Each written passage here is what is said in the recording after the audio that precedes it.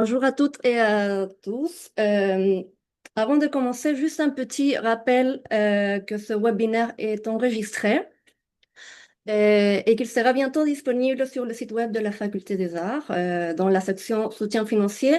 Et à la fin de la présentation aussi, on vous enverrait le PowerPoint à toutes les personnes qui ont participé. Et je vous rappelle aussi, je vous demande plutôt de fermer vos micros et votre caméra avant de commencer la présentation. Euh, Bienvenue à cette séance d'information sur la préparation des demandes de bourse aux organismes subventionnaires niveau doctorat. Je m'appelle Valéria Télès-Niemeyer. Comme Emmanuel lui a dit, je suis doctorante en histoire de l'art à l'UQAM. J'arrive à la fin de mon parcours. Je dépose ma thèse d'ici la fin de l'année. Et mes études ont été en partie financées par la bourse du FRQRC, du Fonds de recherche du Québec, que j'ai obtenue à partir de ma deuxième année. Et je le précise pour encourager celles et ceux qui postulent cette année pour la deuxième fois, que je n'ai pas obtenu cette bourse lors de ma première demande, mais bien à la deuxième. Donc, surtout, ne perdez pas l'espoir. Donc, le plan de la séance se divise en 6 parties. D'abord, je vais présenter brièvement le service d'encadrement de bourse de la Faculté des Arts. Ensuite, je ferai un aperçu général de 2 bourses de grands organismes subventionnaires, FRQ et ESSE, et donc le Fonds de recherche du Québec, secteur société et culture, et la bourse BES-RCD du CRSH, du Conseil de recherche en sciences humaines. Ensuite, je partagerai avec vous quelques conseils et astuces pour bien préparer votre dossier. Et pour finir, je vous transmettrai mes coordonnées, un lien aussi pour prendre un rendez-vous, quelques références et ressources, et puis on ouvrira la période des questions. Donc, le service d'encadrement, chaque année, la Faculté des Arts offre ce service d'encadrement pour soutenir les étudiants et étudiantes à la maîtrise et au doctorat dans l'optimisation de leur demande de bourse du CRSH et de FRQ. En raison de nombre de demandes, cette année, nous sommes 2 encadreuses, comme Emmanuel lui a dit, ma collègue Sophie Quirion et moi, toutes les deux en histoire de l'art. Et notre rôle est de vous accompagner dans la relecture de vos documents, donc de vos projets de recherche, votre CV, la présentation de vos expériences pertinentes, de vos parcours, la bibliographie. Cela dit, nous ne commentons pas forcément sur le fond de votre recherche et on vous encourage vraiment de discuter ça avec votre direction.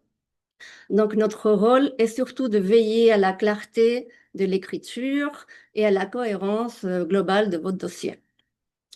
Comme je sais que plusieurs d'entre vous font une thèse en recherche-création, je précise que moi-même, j'ai commencé dans le programme du DEPA, du doctorat en études et pratiques des arts, donc je connais bien les critères des dossiers avec une composante plus artistique, si cela peut vous rassurer. Donc, lors de cette séance d'information, je vais vous donner les grandes lignes pour vous guider dans les différentes bourses. Mais je vous encourage vraiment à aller sur le site web des organismes, à bien lire les descriptions et critères de chaque programme de bourse, à prendre des notes et à faire un planning. Pour toute question d'admissibilité ou pour des cas particuliers, je vous encourage de contacter directement l'équipe de bourse de l'UQAM. Ils ont accès à votre dossier et peuvent répondre à vos questions de manière personnalisée. Je profite également pour vous dire qu'il y aura 2 ateliers de questions-réponses sur le concours BES-RCD le 21 août et le 26 août, organisés par l'équipe de bourse. Sinon, vous pouvez également contacter directement les organismes, les programmes de bourse. Ils sont vraiment très réactifs. Moi, je l'ai déjà fait par le passé et ils répondent vraiment vite à nos questions. Donc, on va commencer par le Fonds de recherche du Québec, qu'il s'agit d'un organisme provincial qui a pour but de soutenir et de promouvoir le développement de la recherche scientifique. Il se divise en trois secteurs, mais celui qui nous concerne est société et culture, qui soutient l'excellence en recherche dans les domaines des sciences sociales et humaines, des arts et des lettres. Le montant de la bourse est de 25 000 dollars par année. Le montant maximal pouvant être alloué est de 100 000 dollars, qui correspond à 12 sessions de financement en 12 versements, donc entre 1 et 4 ans. La valeur et la durée de la bourse est déterminée en fonction du nombre de mois d'études à temps plein effectués avant le 1er mai de l'année où vous présentez une demande. Donc, mes collègues des années dernières ont réalisé ce tableau où vous pouvez avoir une idée de combien de sessions et combien d'années et combien d'argent vous aurez accès. Donc, par exemple, si vous êtes à votre première session, vous pourriez demander pour 4 ans pour le total de 100 000 dollars. La date limite est le 1er octobre à 16 heures et l'annonce de résultats est en avril 2026. Il y a également des suppléments pour les formations qui se déroulent à l'extérieur du Québec, mais il faut répondre à certaines conditions. Donc, si ça vous intéresse, vous pouvez vous rendre directement sur le site web pour voir les conditions. Donc ici, vous avez les différentes étapes. Donc, il y a d'abord entre juillet et octobre la préparation de la demande par le candidat. Ensuite, vous allez transmettre votre demande en octobre. Eux, ils vont de leur côté vérifier les critères d'admissibilité. Ils vont envoyer votre candidature à un comité d'experts.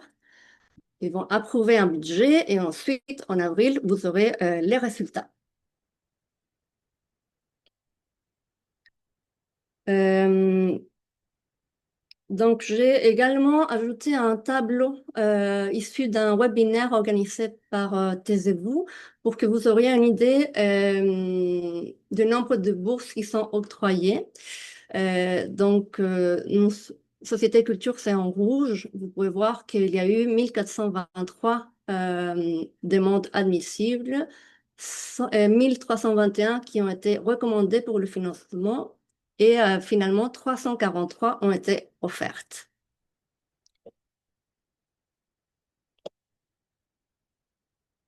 En ce qui concerne l'admissibilité, vous devez avoir la citoyenneté canadienne ou la résidence permanente et posséder une carte de la Régie de l'assurance maladie du Québec, la RAMQ, valide. Pour les étudiants internationaux qui ne répondent pas à ces critères, le fonds demande une preuve d'admission à un programme d'études dans une université québécoise ou le formulaire de consentement de sa directrice ou de son directeur de recherche. Et ils sont également obligés à effectuer sa formation au Québec. Vous devez également avoir complété au maximum 14 sessions d'études à temps plein avant le 1er mai 2026.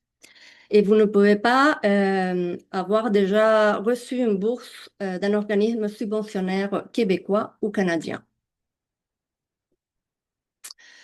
Oui, je précise que ça, c'est pour l'admissibilité pour le volet régulier.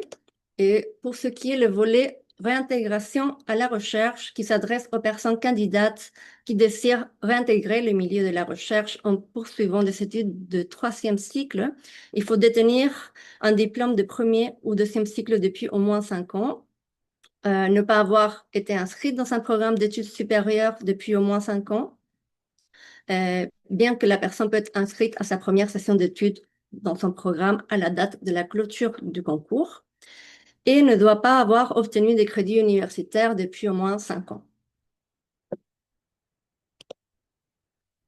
Pour présenter une demande, vous devez vous rendre sur le portail FRQNet. Il s'agit d'un nouveau portail, c'est pas le même que l'année dernière.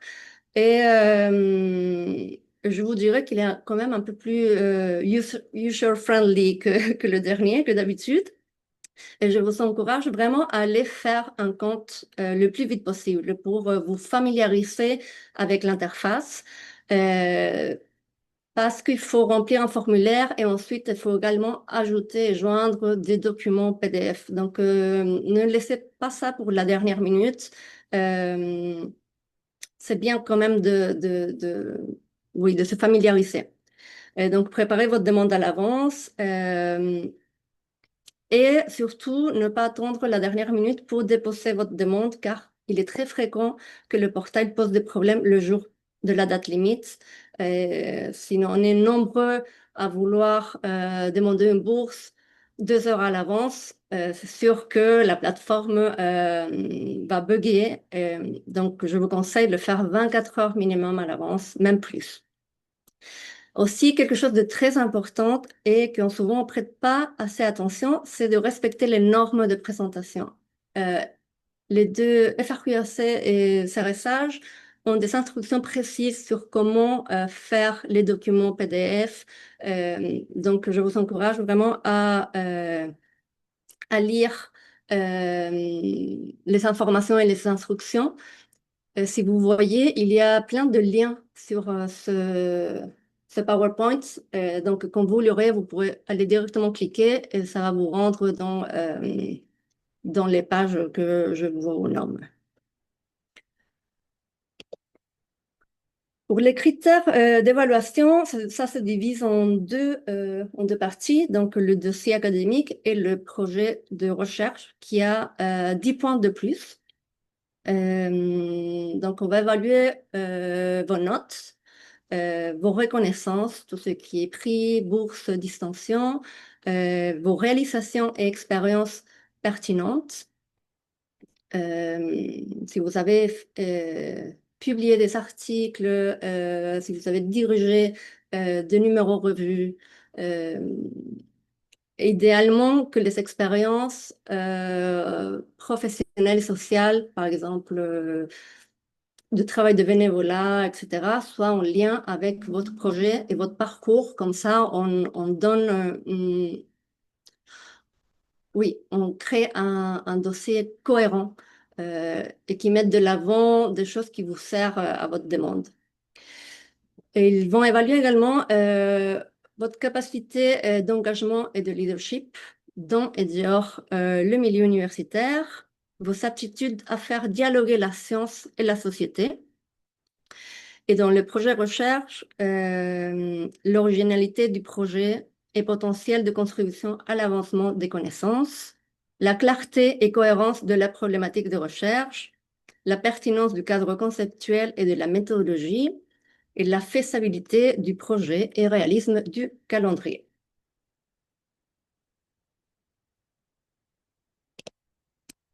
Donc, les documents requis, ça sera une copie de votre carte RMQ, comme je vous les ai dit, ou une preuve d'admission ou le formulaire de consentement, un relevé de notes officiel et à jour. Vous allez créer une page pour ajouter toutes vos reconnaissances, maximum une page. Vous allez décrire les bourses, les prix des distinctions que vous avez obtenus, et de même que les modalités d'attribution. Donc, le montant, la durée et le prestige de la bourse. Dans cette partie, vous pouvez également ajouter les résidences de recherche et les résidences artistiques. Si vous avez obtenu des prix à l'international et s'il y a eu un comité de sélection pour ces résidences, par exemple. Ensuite, on a une présentation intégrée du parcours, aussi maximum une page. Cette partie aide le comité d'évaluation à mieux comprendre votre parcours et dossier académique.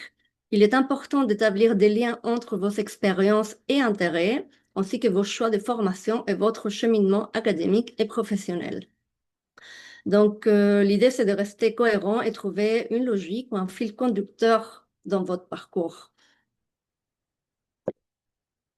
Ensuite, on a l'expérience pertinente et réalisation. Là, vous avez 4 pages maximum. Vous allez présenter, décrire vos expériences pertinentes, par exemple, publication d'articles, expositions, expériences professionnelles, activités de bénévolat, qui peuvent, donc c'est vraiment des expériences ou des réalisations d'ordre scientifique, artistique, professionnel, mais aussi social. Elle doit également mettre de l'avant sa capacité d'engagement et de leadership à l'intérieur et à l'extérieur du milieu académique et ses aptitudes à faire dialoguer la science et la société. Pour le projet de recherche, vous avez un maximum de 2 pages. Il faut décrire son projet de recherche, démontrer l'originalité, le potentiel de contribution à l'avancement de connaissances. Il faut que la problématique et les objectifs de recherche soient clairs et cohérents. Il souligne la pertinence du cadre conceptuel et de la méthodologie. Et il faut aussi mettre de l'avant ou souligner la faisabilité du projet et le réalisme d'un calendrier. Donc, il ne suffit pas juste de dire je vais finir mon doctorat à telle date, mais c'est quelles sont toutes les étapes et toutes les expériences ou même vos étapes dans votre cursus. À quel moment vous allez faire votre examen de synthèse, votre forum doctoral, si vous pensez écrire des articles, diriger des colloques, etc. Et, et enfin, une bibliographie d'une page maximum où vous allez lister les références complètes des ouvrages que vous avez utilisés dans la description de votre recherche. Donc ça, c'est pour le FRQ. On passe ensuite à le Conseil de recherche en sciences humaines, CRSH, qui est un organisme fédéral de financement de la recherche qui encourage et appuie la recherche et la formation dans les domaines des sciences sociales. Ils offrent la bourse d'études supérieures en recherche du Canada au niveau doctoral sous l'acronyme BESRCD. Comme vous pouvez le constater, le montant est plus important. On passe de 25 000 à 40 000. Mais il faut savoir qu'il y a aussi plus de candidatures puisqu'il s'agit d'un concours au niveau fédéral. Contrairement à FRQRC, le processus se déroule en 2 étapes.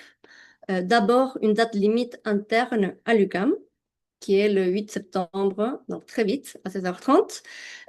Donc, l'UQAM va faire une sélection des candidatures avant de les transmettre au CRSH. La valeur et la durée de la bourse est aussi déterminée en fonction du nombre de mois d'études à temps plein effectués, cette fois-ci au 31 décembre de l'année où vous présentez la demande. Les annonces de résultats, c'est également en avril 2026. Et notez aussi qu'il y a des mesures spéciales pour les étudiants noirs et autochtones avec des bourses ou des suppléments qui visent à améliorer la représentativité dans la recherche. Et pour en bénéficier, il faut juste ne pas oublier de cocher la caisse sur le formulaire de consentement.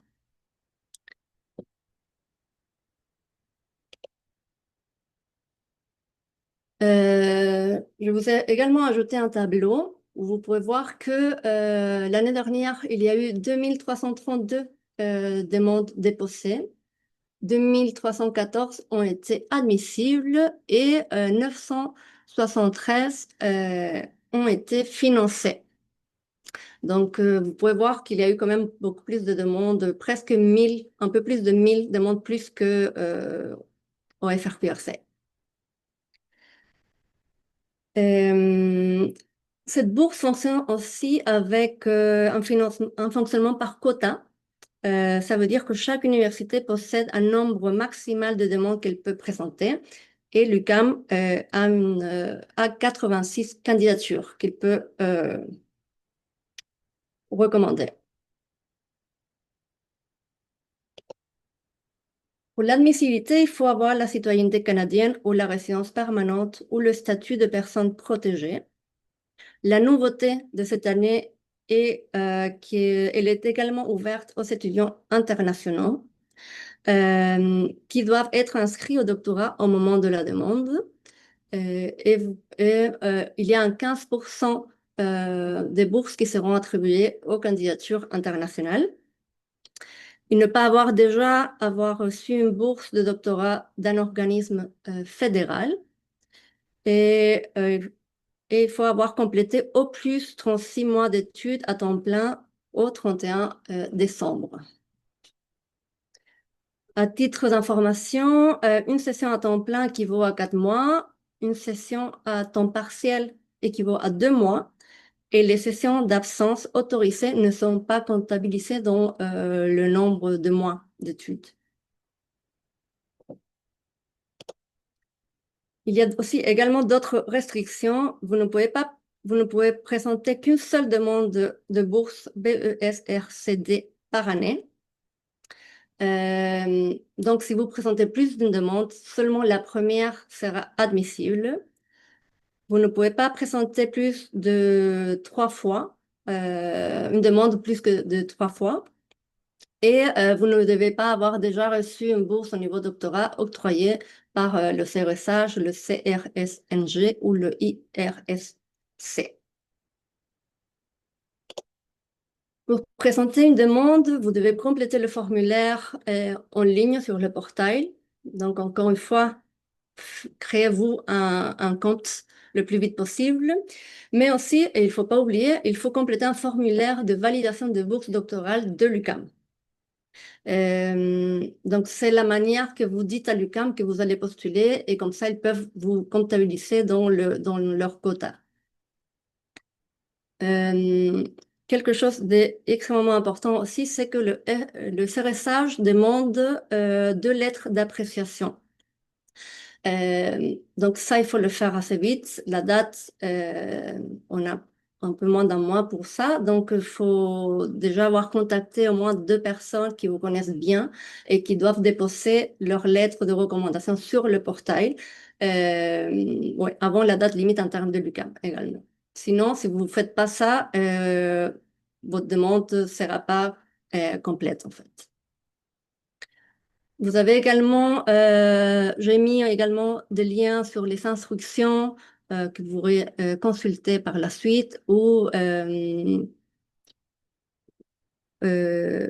oui, voilà. Et pour les critères d'évaluation, contrairement au FRQRC, au CRSH, le projet de recherche et le dossier académique sont évalués à part égale, dans 50% chacun. Les critères sont plus ou moins similaires, donc qualité de la proposition de recherche. Donc, on veut des questions et d'objectifs de recherche précis, bien définis et réalistes. Une description claire et pertinente de la méthodologie proposée. Euh, une importance des travaux et des contributions prévues à la recherche. Euh, Ils vont évaluer également le potentiel pour mener à bien la recherche proposée, la qualité des contributions, euh, exercice d'un bon jugement et esprit critique, donc comment vous vous positionnez par rapport à votre sujet, une conduite responsable éthique de la recherche, par exemple, études honnêtes et sérieuses, analyse rigoureuse, engagement en matière de sécurité et de dissémination des résultats de la recherche et respect des normes professionnelles. Originalité, esprit d'initiative, autonomie, ainsi que participation et sensibilisation pertinente de la communauté. Capacité de communiquer clairement et logiquement des concepts théoriques, techniques ou scientifiques.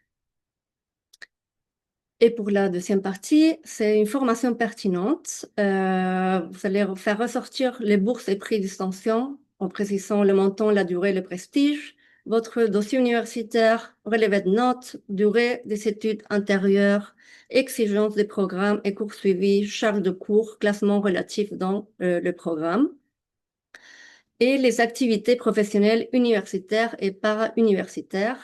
Donc, si vous avez fait des collaborations avec des superviseurs ou superviseurs, des collègues, des pairs, des étudiants, des membres de la communauté, si vous avez des expériences d'enseignement, de mentorat d'encadrement, de gestion du projet, de bénévolat, de participation citoyenne. Si vous avez présidé des comités, organisé des conférences, tout ça, c'est vraiment bien de le mettre dans cette partie. Les documents à fournir, vous avez une proposition de recherche d'un maximum de 2 pages où vous allez décrire le niveau actuel d'études, quel est votre avancement de votre projet, les exigences de votre programme, quelle est votre direction. Un aperçu de votre projet, le contexte, la problématique, les questions de recherche, la méthodologie, la contribution des connaissances et un échéancier. Vous avez également une bibliographie et citations, cette fois-ci de 5 pages. Donc, vous allez ajouter les citations que vous faites dans votre proposition de recherche, mais également, vous allez compléter avec votre revue de littérature. Il y a également un document diversité dans la conception de la recherche. Et donc, si votre projet répond aux considérations relatives à la diversité dans l'âge, l'handicap, l'éducation, l'origine ethnique, l'expression du genre, l'identité de genre, les statuts migrants, etc., vous devez expliquer, euh, vous devez l'expliquer en 1700 mots. Cette section est obligatoire, mais elle n'est pas soumise à l'évaluation du mérite et n'est pas communiquée aux membres du comité. Mais ça veut dire que le CRSH porte une attention particulière à ces sujets. Donc, si vous travaillez avec des sujets qui touchent une diversité dans la recherche, mettez-le de l'avant, je vous le conseille. Et vous avez besoin également d'un relevé de notes officiel et à jour. Vous allez faire également un document de 2 pages maximum où vous allez décrire les contributions à la recherche, expériences et activités pertinentes. Donc, dans les publications, vous allez signaler si c'était avec ou sans comité de lecture. Vous pouvez ajouter les réalisations artistiques, les expositions, les présentations et décrire vos expériences pertinentes. euh, Par exemple, lors de votre maîtrise ou si vous avez participé à un projet ou à des rapports de recherche, des activités pertinentes, scolaires, parascolaires, collaboration, euh, etc. Et les 2 lettres d'appréciation que je vous ai dit tout à l'heure. Donc, ça, c'est pour un aperçu général des 2 bourses. Là, on va passer à... J'aimerais vous donner quelques conseils que je vous ai déjà dit un peu, mais comme ça, on va les regrouper ici à la fin. Donc, dans les premières étapes, ce qui est très bien, c'est vraiment de repérer les programmes auxquels vous êtes admissible, noter les dates de dépôt et les spécificités. Prenez-vous des notes, soyez très carré là-dessus. Créez votre profil en ligne et prenez connaissance de formulaires, les sections, le nombre de mots, le nombre de pages, etc. Parce que on ne veut pas se tromper sur ce genre de choses. Donc, soyez vraiment à l'aise avec l'interface et n'attendez pas jusqu'à la dernière minute pour ça. Pour le CRSH, il faut également créer un CV canadien, que c'est sur une autre plateforme. Donc, ça aussi, il faut le faire au plus vite possible. Contactez rapidement vos références en leur fournissant des informations précises. Euh, La rentrée, c'est toujours chargé, donc faites-le le plus vite possible. Et il faut que vous donniez quelques détails. Vous pouvez même joindre votre projet de recherche. Ça va aider la personne qui va faire une lettre pour que cette lettre devienne un peu plus personnalisée. Choisissez quelqu'un qui vous connaît bien, qui vous savez qui peut mettre, que vous pouvez compter sur elle pour faire ressortir votre parcours, si vous avez collaboré en tant qu'auxiliaire d'enseignement avec un professeur. euh, Ça, c'est comme vraiment l'idéal. Demander aussi à la direction de la maîtrise, la direction du doctorat. Ensuite, élaborer un échéancier. où vous allez décrire les étapes de votre projet, démontrer que vous avez un plan euh, et que vous avez prévu la suite des choses, les dates importantes, la rédaction, etc. Vissez à déposer votre demande au moins 24 heures à l'avance et prévoir du temps. Idéalement, une session avant celle où vous souhaitez postuler.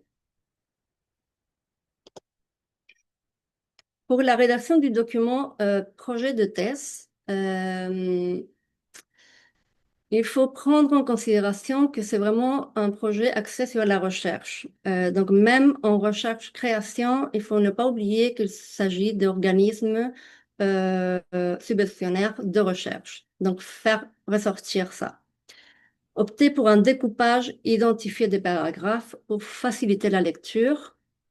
Euh, je vous montrerai un modèle à la fin. Vous avez également le lien, mais dans votre projet de recherche, vraiment découper en contexte, objectif. Parce que si on reçoit un pavé de texte, c'est vraiment difficile à lire et on veut que ce soit le plus simple et clair pour le comité. Donc, vos phrases doivent être efficaces, sans répétition ni idées superflues. Vous avez un nombre réduit de mots. Il faut prioriser la paraphrase plutôt que les citations entre guillemets pour sauver l'espace. Et je vous conseille également de prendre tout l'espace alloué par les organismes. Donc, si on vous demande 2 pages, vraiment faire le 2 pages et pas justement une page. Bien citer ses sources en adoptant une méthode uniforme, adopter un ton rigoureux, accessible et académique. Si vous êtes en recherche-création, n'hésitez pas à écrire au jeu pour parler de votre démarche artistique. Présentez les enjeux et vos questions de recherche rapidement et insistez sur l'originalité de votre proposition. Donc, vous pouvez vraiment vous demander qu'est-ce que votre recherche apporte de nouveau aux connaissances. Ça, c'est quelque chose que les bourses m'ont beaucoup insisté. Pour ce qui est du document type universitaire, donc tout ce qui est contribution à la recherche et expérience, montrez en quoi vos expériences hors université enrichissent votre candidature. Mettez en valeur votre implication scolaire et académique. Valorisez toutes les expériences professionnelles et bénévoles qui sont pertinentes pour votre domaine d'études et milieu universitaire. Faites des liens clairs et convaincants entre vos réalisations, vos expériences, votre formation et votre projet de recherche. Donc, pour conclure, je vous encourage à postuler aux 2 bourses. Je sais que ça vient vite, les dates, mais vous avez le double de chances d'obtenir une bourse comme ça. De toutes les manières, si vous ne l'avez pas ou si vous ne vous sentez pas prêt, prenez le temps pour postuler à d'autres bourses. On dit souvent les bourses attirent les bourses. Moi, j'ai eu ma bourse la 2e année et pendant toute l'année que je n'étais pas financée, j'ai postulé à toutes les bourses que je pouvais, la Fondation du Lucam. Et plus j'ai des bourses, plus je participe à des colloques, je participe en tant qu'auxiliaire d'enseignement ou de recherche. Ça enrichit mon dossier. Donc, donc voilà. Et en ce qui concerne le service d'encadrement, donc je vous ai mis le lien si vous voulez vous rencontrer avec moi ou avec Sophie pour la relecture de vos dossiers. Donc, vous nous envoyez vos documents au moins 2 jours à l'avance, comme ça on a le temps de le lire et de le travailler. On peut se rencontrer sur Zoom ou en personne pour discuter de manière plus personnalisée sur votre projet. Vous pouvez nous écrire également au adresse courriel bourse.facar@ucam.ca si vous avez des questions précises. Et donc oui, donc on va prendre environ, on fonctionne en prenant environ 1 heure de relecture entre 30 minutes et 1 heure de rencontre en personne sur Zoom. Et dépendamment de combien de demandes on a, on pourrait se rencontrer une deuxième fois pour relire l'ensemble ou pour se concentrer d'abord sur CRSH et puis sur FRQ, essai. J'ai ajouté également quelques références et ressources. Donc, vous avez un lien pour le calendrier de bourse de l'UQAM où c'est vraiment bien expliqué également tous les critères de chaque programme. J'ai également ajouté le webinaire de Taisez-vous organisé avec les organismes subventionnaires et une capsule de trucs et astuces du FRQ. Je vous encourage aussi de chercher auprès de votre faculté, département, association étudiante et même des fois des groupes de recherche qui organisent également des ateliers pour parler des bourses ou même pour la relecture de documents. Je sais que le département d'histoire de l'art a engagé 3 personnes pour le faire. Il me semble que études littéraires aussi. Donc, allez voir ça. Et juste vous nommer également qu'il y a une école d'été Taisez-vous consacrée à la demande de bourse. Taisez-vous, c'est un organisme, c'est un OBNL qui soutient les étudiants et chercheurs dans la rédaction universitaire des mémoires et de thèses ou d'articles. Et ils organisent une école d'été, mais il s'agit des activités payantes. Mais je sais que la faculté des arts, des fois, a des bourses pour participer. Donc, voilà. Je vous laisse tout ça et je crois qu'on peut passer à la période de questions. Merci beaucoup, Valéria, pour cette présentation très complète. Donc, comme je le disais au début, on va prendre les questions soit dans le chat ou vous pouvez lever la main. J'ai une première question dans le chat. Concernant le CRSH, que voulez-vous dire par une demande ne peut être présentée plus de 3 fois? Donc, vous pouvez présenter votre demande 3 fois. Donc, si vous présentez une fois et vous ne l'avez pas, vous avez 3 chances de l'avoir, mais après ça, vous ne pourriez plus. Euh, FRQRC, il me semble qu'il ne précise pas ça, mais ça, c'est vraiment la limite du concours. C'est bon. J'imagine aussi que c'est dans un même programme d'études, dans le sens que si la personne changeait de programme d'études, là, j'imagine que ça se remet comme à zéro, là. Dans le fond, on parle comme de 3 fois pour Par programme. le même projet de recherche. Ouais. J'avais Aude Ségur. Oui, merci. J'ai une question par rapport à une des diapositives qui a été présentée concernant le tableau du CRSH. Donc, c'était au début dans les... Ouais, voilà, ce tableau et celui de la page juste après, il me semble. Ah non, bah, on va revenir avant. Alors, il y avait marqué quelque part que l'admissibilité, c'était jusqu'à 36 mois d'études, si je Mhm. comprends bien. Mais ici, il y a écrit 49 mois et plus non admissible. Donc, la non-admissibilité serait à partir au-delà de 48 mois. Donc, bon, moi, en l'occurrence, je suis à 36 mois, donc je suis pile à la limite de l'une ou l'autre de ces options. Mhm. Euh, Dans l'absolu, voilà, avoir complété au plus 36 mois d'études à temps plein. Et ce que je comprends pas, c'est que dans le tableau, il y a écrit 49 mois et plus non admissible. Ouais, je crois que c'est juste que je ne l'ai pas mis à jour. Mais Ah c'est juste d'accord, parce que c'est une information que j'ai pas trouvée cette année. Elle était disponible l'année dernière, mais cette année, je la vois pas, effectivement. Hmm. sur le site du Du CRSH. CRSH, exactement. Il n'y a pas cette information précise. Tout ce que j'ai comme information, c'est qu'il faut avoir complété 36 mois d'études, mais je ne trouve pas, lorsqu'on a complété 36 mois d'études, à quelle durée de bourse on est éligible. Cette année, je ne trouve pas cette information. Ok, bah, si tu veux, comme ça j'ai le temps de vérifier bien tout ça, tu peux m'écrire un courriel. Je prends le Ah, temps de super, vérifier, de chercher par rapport à ton cas et je peux te répondre. Parce que parfait.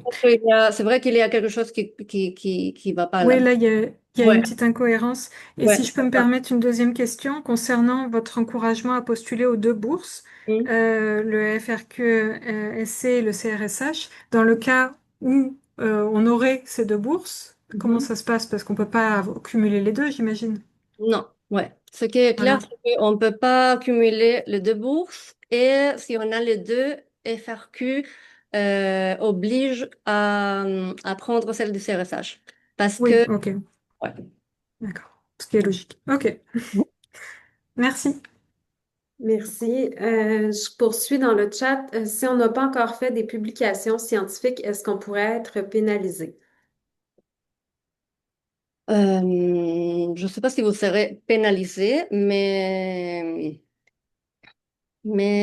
des fois, on ne se rend même pas compte, mais on a fait des choses que vous pourrez mettre. Des fois, il y a des rapports, il y a...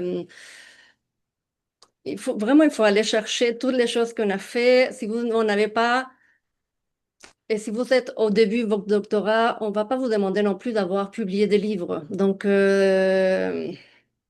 ne serez pas pénalisé. C'est sûr que plus vous avez des choses, c'est mieux.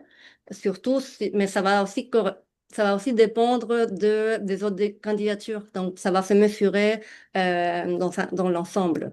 Mhm. Puis, je ne sais pas si tu l'avais mentionné, mais aussi les articles qui ne sont pas encore publiés, mais qui sont Oui. acceptés, peuvent être nommés là, dans le CV. Ouais. Donc, si vous avez eu une confirmation qu'un article allait être publié, mais que ça ne l'est pas encore, vous pouvez quand même là, l'intégrer Oui. dans Et votre pareil il me semble que aussi pour les conférences ou des choses Oui, comme ça. Mm. oui, Donc, des fois, vous n'avez pas des articles, mais vous avez fait plein de conférences. Ça aussi va enrichir votre dossier. oui. Damian Siqueiros. Bonjour, d'abord merci pour la présentation. J'ai deux commentaires et deux questions. Ça va être rapide, je vous promets. La première, sur la liste de documents de la Bourse fédérale, je pense qu'il manque un document, que c'est les considérations. Donc, par exemple, si on n'a pas fait des études pendant longtemps, on Mhm, peut soumettre un texte où on peut expliquer pourquoi est-ce que on a perdu 200, 300 hors du milieu académique, etc., etc. Donc là, je ne le vois pas noté, mais tout le monde va se rendre compte qui s'est demandé, je ne sais pas si c'est obligatoire ou non. Obligatoire, L'autre, ça dépend des circonstances. Là. C'est ça, d'accord. j'ai pas ajouté. Il y a plein de circonstances que vous pourrez expliquer, mais j'ai voulu comme donner. Je suis pas allée dans tous les cas précis, mais tout ça OK. c'est vraiment décrit dans la page du programme. Donc effectivement, si c'est un retour à la recherche ou aux études, vous pourrez expliquer pourquoi la durée ouais, pourquoi ça vous a pris plus de temps, etc.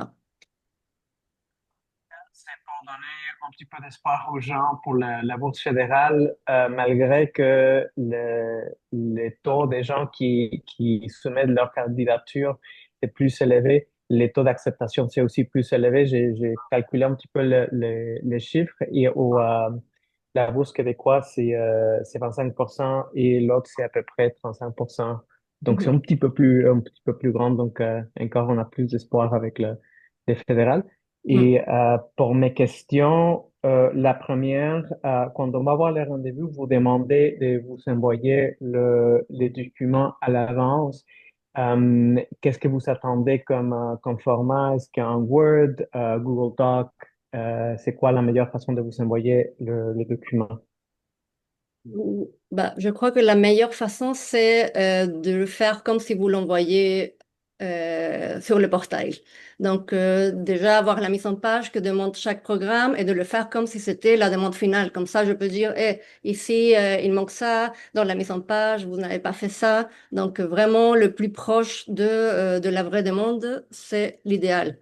Comme ça, on ne doit pas revenir plusieurs fois là-dessus.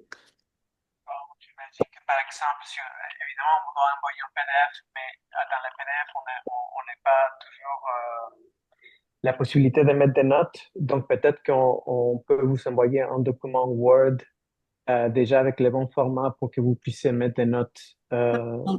Ouais. Et dernière question, j'ai vu que quand vous présentez la bourse québécoise, il y a des possibilités de conflit aussi avec des bourses de création du calque. J'ai pas compris exactement c'est quoi l'enjeu là. Est-ce qu'on peut avoir des bourses du calque ou de Conseil des arts du Canada lorsqu'on reçoit une bourse de FQR ou non? Euh, j'ai l'impression que, enfin, si vous avez une bourse de calque pour votre doctorat, non. Bah, En fait, c'est pour- si je peux me permettre, parce que c'est une question qu'on me pose souvent, là, on peut pas, les activités académiques peuvent pas être financées par les conseils des arts. Hmm. C'est juste que, évidemment, quand vous êtes en recherche-création, les projets académiques puis les projets comme dans votre pratique d'artiste, souvent sont un peu interreliés. Donc, c'est sûr que si vous bénéficiez d'une bourse d'un Conseil des arts et lettres, soit du Québec ou du Canada, normalement, vous pourrez pas avoir ce genre de bourse-là vraiment si c'est juste un projet qui concerne vos études. Tu sais, il faut vraiment que ça soit comme à l'extérieur de votre parcours académique. Fait que c'est quand même vraiment du cas par cas parce que tu sais, des fois, la limite, ça dépend comment c'est présenté et tout ça, mais tu sais, moi, je vous dirais juste, faites attention parce que si à un moment donné, un organisme ou un autre se rend compte qu'il y a comme un double financement, puis que ça n'a pas été bien déclaré, ben, tu sais, vous pouvez déjà, des fois, vous mettre un petit peu dans des situations pas évidente, là. Fait que donc, ce qui est important de se rappeler, c'est que tous les projets académiques ne sont pas financés par les conseils des arts et lettres. Fait que si vous avez une bourse d'un conseil des arts et lettres pour un autre projet que celui de votre doctorat, les deux peuvent coexister. C'est juste que ça ne pourra pas être pour le même projet. Et aussi pour toutes ces questions très précises, vraiment écrire au programme aussi. Vraiment, ils peuvent répondre de cas par cas. Ça va être plus simple. Je continue dans le chat concernant le CRSH, comment choisir le comité le plus pertinent pour sa candidature? Mm. C'est toujours difficile, la question de comité. Ça aussi, c'est vraiment à voir cas par cas. Il faudrait, par exemple, moi, en histoire de l'art, par rapport à mon sujet, j'avais choisi un comité plus lié à l'architecture, mais donc je peux pas répondre comme ça sans avoir vraiment des informations sur quel est votre projet de recherche, dans quel programme vous êtes. Mais ça, c'est quelque chose qu'on pourrait discuter lors d'une rencontre, par exemple, et d'analyser les différents comités. Parfait. Donc, une question au niveau des relevés de notes. Est-ce que la date d'émission des relevés de notes des études antérieures doit être datée de cet automne ou est-ce qu'une date d'émission, par exemple en août 2025, euh, serait admissible? Euh, Si j'ai bien compris, l'idéal, c'est vraiment d'avoir un relevé de notes officiel le plus à jour possible. Pour Mhm. pas, ça serait bête de ne pas qu'ils acceptent pas ça et que juste à cause de ça, vous pouvez pas obtenir la bourse. Donc vraiment, prenez un relevé de notes, un nouveau relevé de notes et vous le joignez à votre candidature. C'est effectivement mon conseil aussi, mais ça, c'est quelque chose que vous pourriez valider avec l'équipe de bourse parce que je sais que parfois, il peut y avoir comme des exceptions pour les études antérieures, mais dans le doute, allez-y avec le plus récent possible parce qu'effectivement, c'est vraiment le genre de choses que c'est trop dommage si c'est juste ça qui accroche à la fin, là. Mm. Ouais, peut-être que, pardon, je peux embarquer parce que c'était deux questions. En fait, là, il y avait la question pour les études antérieures, donc des études vraiment terminées. Est-ce qu'on doit comme les faire réémettre à chaque année, là? Et Ben, si c'est un puis, relevé officiel ouais, d'études antérieures, là, je pense qu'il n'y a pas de problème. Mais si c'est vos études en cours, là, c'est sûr que ça prend un relevé vraiment, tu sais, le plus rapproché possible Mm. le plus à jour. OK. Parce que, ben, comme la date pour le CRSH, c'est le 8 septembre. En tout cas, moi, j'ai déjà j'ai fait la demande pour mon relevé de notes à jour, mais Mhm. je pense que c'était le 7 août. Puis, il me semble que j'ai lu quelque part qu'en fait, il fallait que ce soit daté de l'automne, mais est-ce que ça va, un relevé de notes qui est daté de août 2025 pour les études en cours? Je pense Euh, que ça serait mieux qu'on vérifie avec l'équipe de bourse pour être sûr. OK. OK. mm. Merci. Fait que vous pouvez leur écrire directement, mais nous aussi, on va vérifier l'information de notre côté. Euh, je continue. Pour les lettres de recommandation du CRSH, est-ce qu'il peut s'agir de deux lettres de la direction de thèse ou est-il conseillé d'avoir une personne hors direction? Je suis en co-direction. Moi, je dirais que c'est pertinent. C'est deux personnes qui vous connaissent le mieux. C'est un cas particulier aussi, donc d'avoir de direction de thèse. Donc, je pense que oui, tout à fait. C'est les personnes qui vont vous connaître le mieux, en tout cas dans votre parcours. Au moins que vous avez également une autre personne qui soit avec laquelle vous avez travaillé dans un projet recherche, par exemple. Mais oui, il me semble que c'est très bien comme ça. Mhm. Une question sur le document à transmettre pour le CRSH sur la diversité dans la conception de la recherche. Je ne sais pas si la personne, Sophie Archambault, peut préciser. Est-ce que vous parliez de comme les mesures pour, par exemple, les personnes autochtones? Est-ce que c'était un peu de cet ordre-là votre question? Est-ce que Sophie Archambault est encore connectée? Ah, peut-être pas. Ok. Donc, parce que je sais pas, Valéria, mais moi, je comprends pas très bien la demande. Mais si c'était concernant les mesures spécifiques pour les étudiants, étudiantes noires et les personnes autochtones, c'est dans le formulaire d'identification Oui. La diversité de pour la conception, c'est plus cocher. parle du projet de recherche si le projet travaille directement avec des sujets qui touchent la diversité. Et c'est un document qui est obligatoire à remplir, mais qui est pas soumis à évaluation. Ah oui, c'est ça. OK. J'avais une question pour toutes les bourses que vous avez présentées. Peut-on ajouter des schémas, croquis, visuels, tableaux pour les échéanciers, par exemple, en annexe de notre dossier ou est-ce complètement inutile et cela n'appuie pas bien un dossier? Si vous ajoutez du tableau, ça va vous prendre aussi de la place. Donc, vraiment, vous limitez à décrire ça. Et vous avez un nombre de pages maximum. Donc, vous ne pouvez pas ajouter vraiment des annexes. C'est vraiment mieux de le rédiger de manière très concise, précise, mais de faire vraiment une rédaction. Ouais. Mhm. Pour le CRSH, il y a un onglet de CV à compléter directement sur le portail. Faut-il en plus créer un CV canadien sur une autre plateforme? Bonne question. Euh,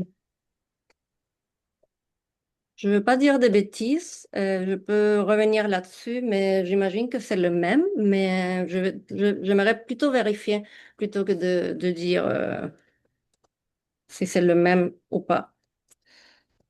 Oui, On va vérifier. la personne qui vous a posé la question là, pourrait te contacter. Ouais, exactement. Euh,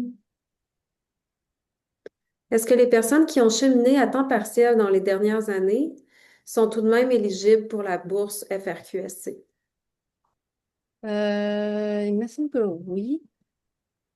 On va voir. Oui, c'est ça. Tu sais, on peut avoir fait des études antérieures à temps partiel. En fait, l'important, c'est qu'au moment qu'on a la bourse, qu'on est inscrit à temps plein. Ouais.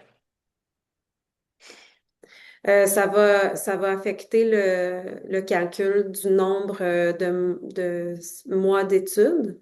Donc, quand on a été à temps partiel, c'est la moitié du temps là, qui est calculé en termes de mois d'études. Donc, il y a ça là, à prendre en considération.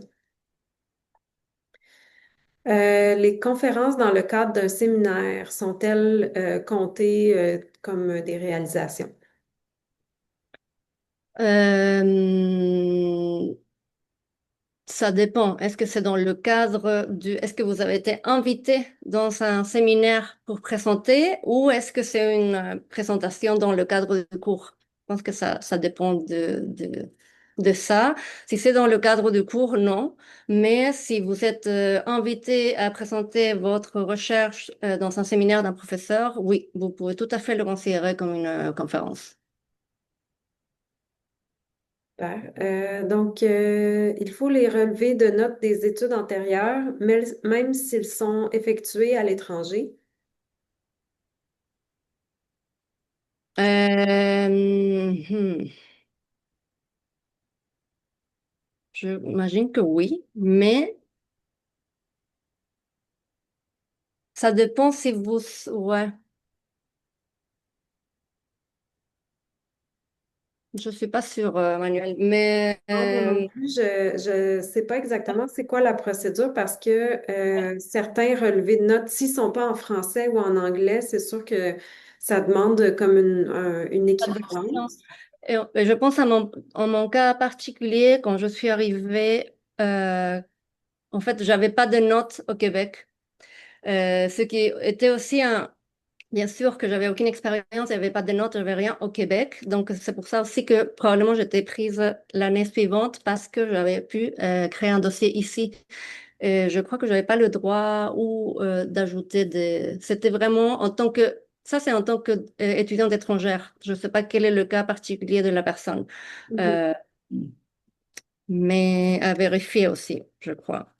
Ça, Euh, c'est aussi une question à poser au programme directement. Ben, au programme où vous écrivez à bourse à ucam.ca parce que comme ils vont pouvoir accéder directement à votre dossier, là, ils vont pouvoir vous dire spécifiquement là, tu sais, quels relevés sont pertinents ou sont nécessaires là, de présenter. Parce que c'est ça, il faut aussi que ça respecte tu sais, un certain format, là, que ça soit lisible en français ou en anglais, qui est C'est comme ça. une façon de pouvoir avoir des équivalences, là. Donc, pour vraiment pour ce cas spécifique-là, je dirais qu'il faut vérifier avec l'équipe des bourses. Mm. Ah, tantôt, j'avais Sophie Archambault qui me dit oui, je suis là, mais mon micro ne fonctionne pas. Mais je sais pas si on a bien répondu à sa question. Mais je vais poursuivre les questions du chat, puis on va peut-être y revenir. J'étais rendue à la question de Minette Jamen Ganso, mais elle a aussi la main levée, donc je vais vous donner la parole. En fait, oui, merci Emmanuel. C'était juste pour aider à répondre à la question qui a été posée concernant les diplômes étrangers, Mhm. parce que c'est mon cas l'année dernière. Oui. Donc, oui, c'est très important de les récupérer. Dans mon cas, étant donné que j'ai fait des études en Italie, donc j'ai demandé et ma licence, ce qui est le baccalauréat ici, et ma maîtrise. Et ayant discuté avec le CRSH, ils voulaient une traduction qui soit légale. C'est ça. Donc, j'ai fait une traduction étant donné que ça venait de l'Europe et j'avais le format qui n'est pas lettre comme ici au Canada. J'ai dû par la suite le numériser et l'adapter au format lettre.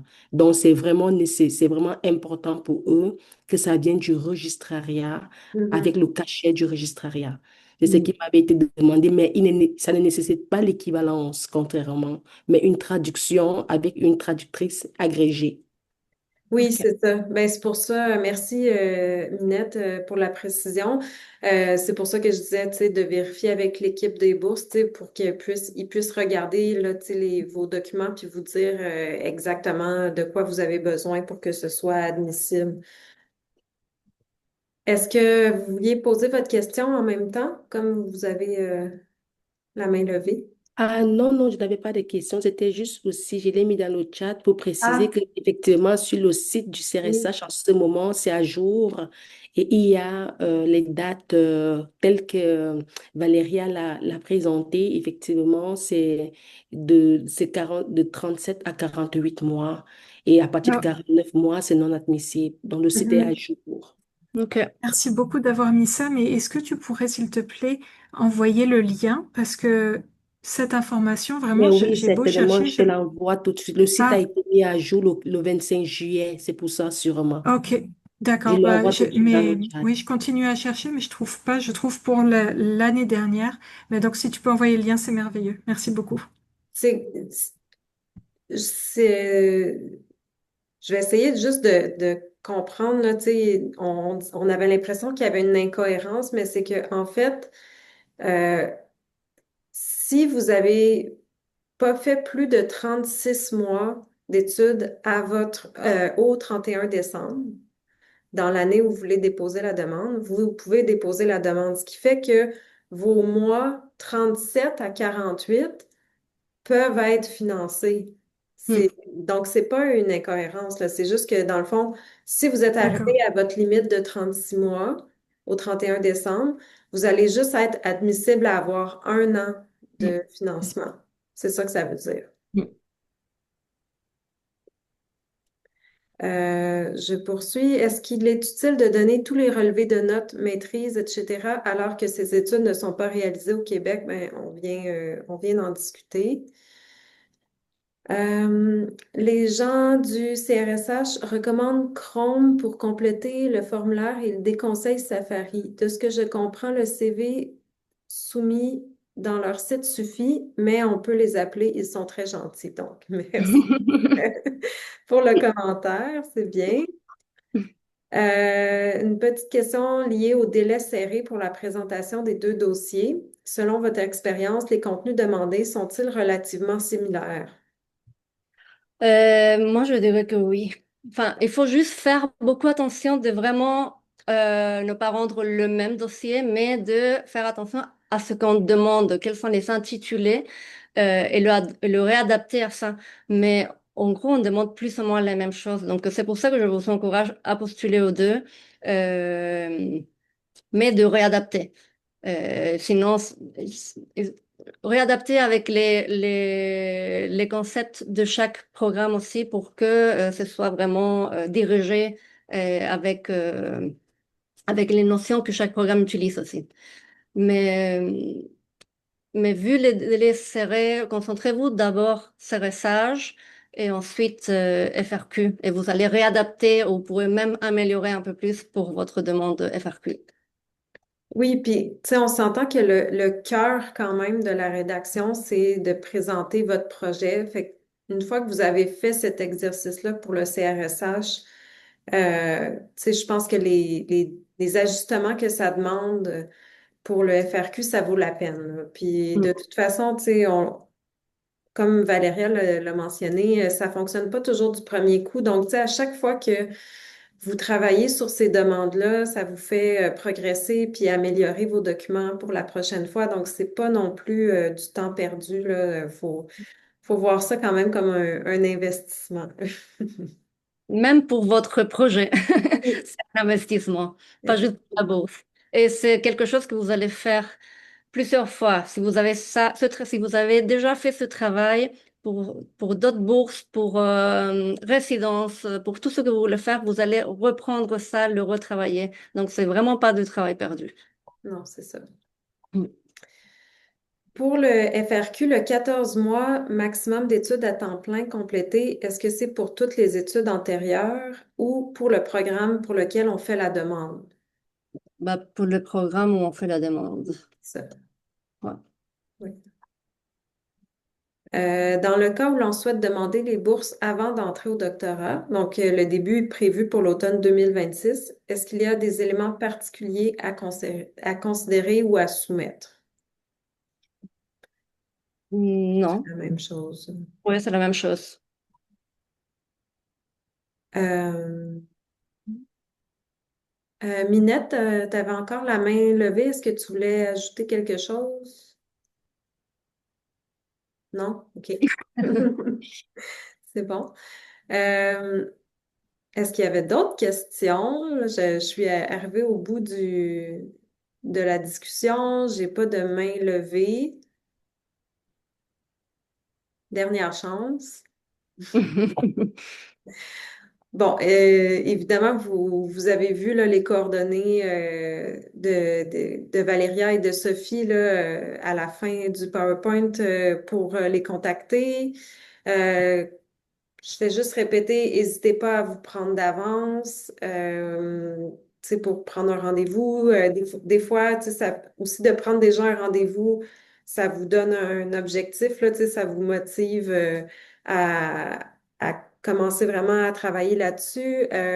Demandez vos lettres de recommandation le plus vite possible si c'est pas déjà fait, là, essayez d'enclencher ce processus-là parce que la rentrée, les profs sont extrêmement sollicités, puis la date cette année du 8 septembre est plus tôt. Les années antérieures, c'était au moins une semaine plus tard, ce qui fait que peut-être pas tous les profs vont être conscients de ça. Fait qu'hésitez pas aussi à vraiment leur indiquer la date limite, parce que c'est vraiment nouveau, puis ça faisait des années que c'était autour du 15 septembre, fait que des fois, les habitudes sont bien ancrées, là, donc n'hésitez pas à insister là-dessus. Quelqu'un me demande à quel moment on aura accès au PowerPoint. Au courant de la journée, là, je vais envoyer ça à toutes les personnes qui se sont inscrites à la séance par courriel. Là, vous allez le recevoir. Puis l'enregistrement de la séance, ça va prendre environ une semaine là, avant qu'on puisse la mettre en ligne, mais quand même, vous avez beaucoup de ressources sur le PowerPoint. Puis vous pouvez aussi visionner les séances des années antérieures. Il y a quand même plusieurs contenus qui sont similaires. Donc, n'hésitez pas à aller voir ça. Puis, n'hésitez pas à écrire à Valéria et Sophie. Vous pouvez m'écrire aussi si vous avez des questions qui touchent ben, le CRSH, FRQSC, mais si vous avez des questions aussi sur les bourses de la Fondation de l'UQAM, les autres concours de bourses là, qui sont dont on fait la promotion à la Faculté des Arts, vous pouvez m'écrire en tout temps là, pour vous informer là-dessus. Donc, n'hésitez pas. Voilà. Je ne sais pas si je vois pas d'autres questions. Donc, je remercierai tout le monde pour votre participation. Merci beaucoup, Valéria. Puis, bonne rédaction.